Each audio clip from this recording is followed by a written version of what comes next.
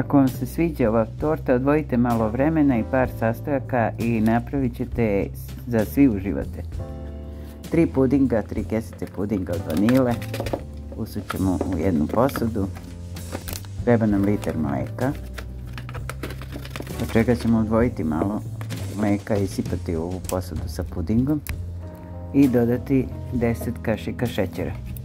Po vašoj želji možete i manje dodati, ali eto, to je nekakav standard, s obzirom da imamo liter mlijeka, otprilike je to da bi bila torta dovoljno slatka.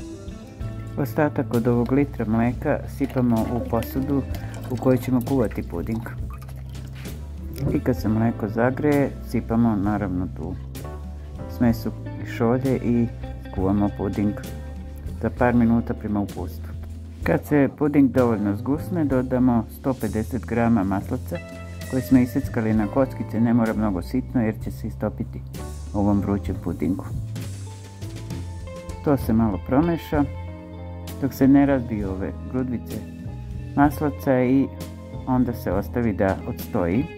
Da se ne bi hvatala gornja korica, stavit ćemo preko foliju. Možemo je ovako nasloniti na samu masu, neće ništa da fali. U međuvremenu pravimo šlag krem. Kupila sam 250 grama šlaga. Dodat ću mlijeka. Dodajte prema uputstvu, mlijeko piše na kesici šlaga, zavisi od toga koji šlag krem ili kakav kupujete. U šlag nisam dodavala šećera. Umutila sam ga sa 350 ml mlijeka jer sam takav nabavila. Vi sipajte mlijeka koliko je na vašem uputstvu. Ovo su orasi, 200 grama. Za ovu tortu to je sasvim dovoljno i rasporedit ću ih na 3 kore. Vidjet ćete već. Ukupno ovih rozen korica ima 8 i onda ću pilovat ću svaku tako što ću prvo da stavljam ovaj žuti krem. Inače, maslo će dati divan ukus ovom pudingu i to je lep krem, ništa ne brinite. I kad se premaže taj žuti krem, stavim odozgo šlag. Pošto imam šlaga dovoljno i možda i previše, stavit ću ga u debelom sloju preko ovog pudinga. Neću da mešam, nisam htjela da mešam te mase, nego jedan beli i jedan žuti praktično sloj, a u nekom 3., 4. redu dodat ću orahe i na vrhu ću staviti preko. Vi isplanirajte orahe kako vi hoćete, uglavnom mogu da se podele na 3 mesta i da se rasporede na čitavu tortu, bit će to dovoljno.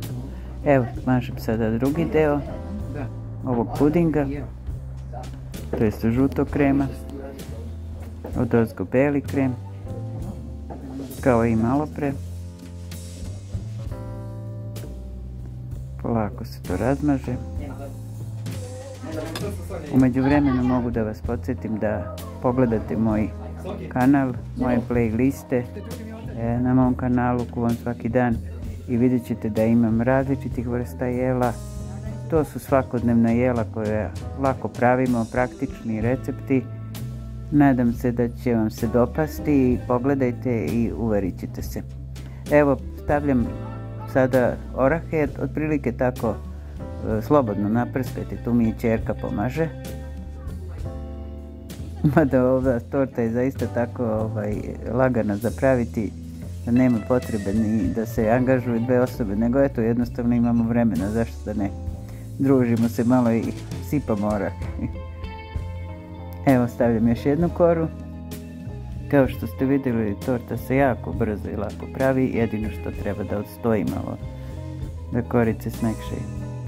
Ponovo žuti krem i ponovo beli krem.